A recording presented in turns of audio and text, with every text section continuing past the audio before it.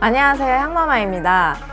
여러분께서 아마 제일 궁금해하시는 부분이 이 부분이지 않을까 하는데요. 이제 기획까지 완벽하게 했다면 내가 과연 기획한 그 앱이 얼마일까? 이게 제일 궁금해하실 것 같아요. 그래서 과연 내가 개발하고 싶어하는 앱은 얼마일까에 대해서 오늘 한번 말씀을 드려볼 건데요.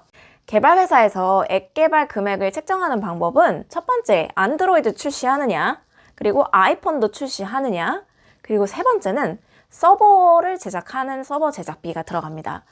이제 갑자기 궁금해 하실 것 같아요. 서버가 뭐야? 이렇게 궁금해 하실 수 있는데, 서버는 다시 말해서 이제 여러분들이 앱을 기획하실 때 로그인 페이지가 있잖아요. 그러면 그 로그인 페이지라는 거는 다시 말해서 서버가 필요하다는 얘기거든요.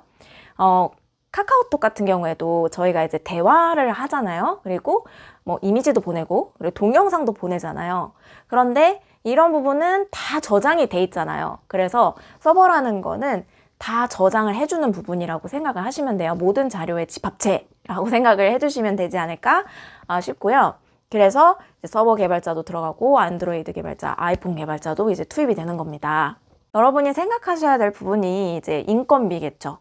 인건비. 그래서 보통은 못해도 하루에 개발자, 중급 개발자 기준으로 봤을 때 뭐 최소 금액이 미니멈으로 한 20만 원 정도는 잡는다고 생각해 주시면 돼요. 그리고 이제 또 저희가 앱을 개발하는 그 책정할 때 고객님께서 정말 열심히 만들어 주신 그 기획서 있잖아요. 그 기획 페이지 수에 따라서도 또 달라집니다.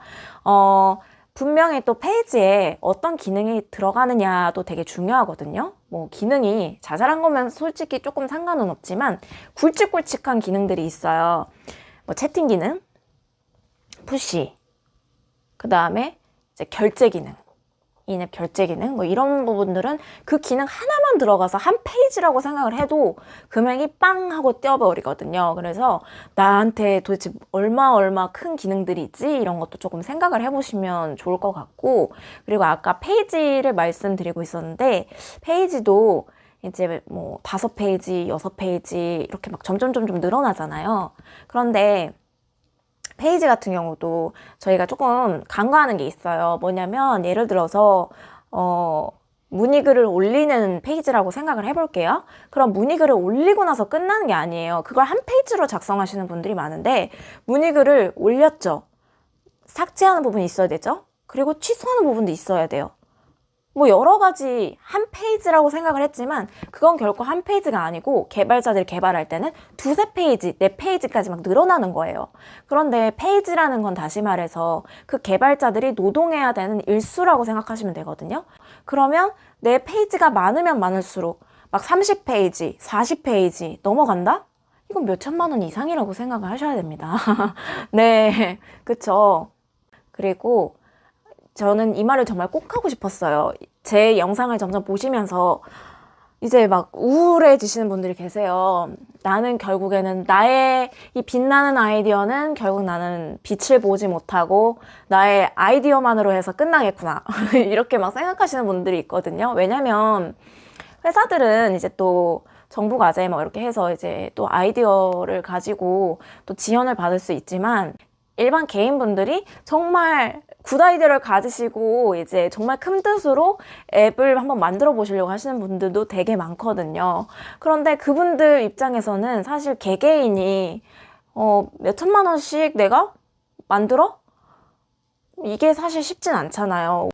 그래서 이러한 부분을 조금 해소시킬 수 있는 방법을 말씀을 드리자면요. 처음부터 너무 거창하게 나는 이 앱을 만들 건데 모든 앱에 기능을 다 집어넣을 거야, 이렇게 욕심 부리면 안 돼요. 그러면 일단 몇 천만 원 날라간다고 생각을 하셔야 되기 때문에 그렇게 생각하시는 것보다는 보통 당근마켓을 제가 한번 설명을 드려볼게요. 원래 당근마켓의 제일 메인 기능은 이제 중고거래잖아요. 그런데 중고거래로 잘 되니까 나중에는 막 동네 생활에서 동네 이야기도 업로드하고 이렇게 점점 당근마켓이 확대가 되는 것처럼 고객님께서 생각하시는 정말 메인 앱 기능, 그 기능만 일단 넣는 게 좋아요. 그래서 그 핵심 기능을 가지고 이제 최소화해서 앱을 일단 먼저 출시를 시키고, 그 다음에 이제 유저들이 써보고 피드백을 받아서 그 다음에 이제 업데이트를 하시는 걸 저는 훨씬 더 권유하고, 많이 투자하지 않고 리스크를 적게 하는 방법에서는 제가 봤을 땐 베스트라고 생각합니다. 네, 정말 베스트예요, 이게. 저희 트렌디 유저 같은 경우에는 웬만하면 계속 최소 기능으로 먼저 시작하시라고 말씀을 드려요. 주식에서도 뭐 글로 배우는 주식과 내가 1,000원이라도 돈을 넣어서 해보는 주식은 다르다. 그것처럼 앱도 마찬가지입니다. 내가 아무리 생각해서 기획을 막 짜서 이제 앱을 개발해서 짜잔 하고 내놓는 것도 중요하지만, 앱을 정말로 출시를 시켜보고 고객들의 반응도 보고 그 다음에 점점 앱을 키워나가는 거가 훨씬 바람직한 것 같아요. 그게 훨씬 실패할 확률도 줄어들고요. 성공할 확률이 점점 올라가는 지름길이 아닌가 싶습니다. 앱 개발할 때 금액을 책정하는 방법에 대해서 간단하게나마 말씀을 드려봤는데, 첫 번째는 안드로이드만 출시냐, 아이폰만 출시냐, 아니면 둘 다 출시냐에 대해서 또 생각을 해보셔야 되고, 두 번째는 이제 서버 개발이 들어가느냐. 그 다음 세 번째는 나의 앱의 핵심 기능이 무엇이냐. 그 부분도 되게 중요하고요.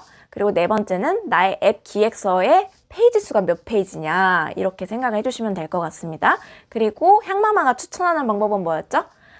앱을 처음부터 너무 풀 기능으로 A부터 G까지 와 이렇게 다 풀어 헤치시면 정말 돈이 몇 천만 원 깨질 수 있으니, 일단은 처음부터는 차근차근 나가자. 처음에 앱 출시할 때는 정말 생각했던 메인 핵심 기능만 먼저 넣고, 그 다음에 이제 피드백을 받고 점차 업데이트를 하면서 늘려가자. 그게 포인트였습니다. 다음 시간에는 계약을 어떻게 해야 되는지, 그리고 계약을 하고 난 후에 과정은 어떻게 진행이 되는지 알려드리도록 하겠습니다. 지금까지 시청해주셔서 너무 감사드리고요. 트렌디 유저의 향마마였습니다. 감사합니다.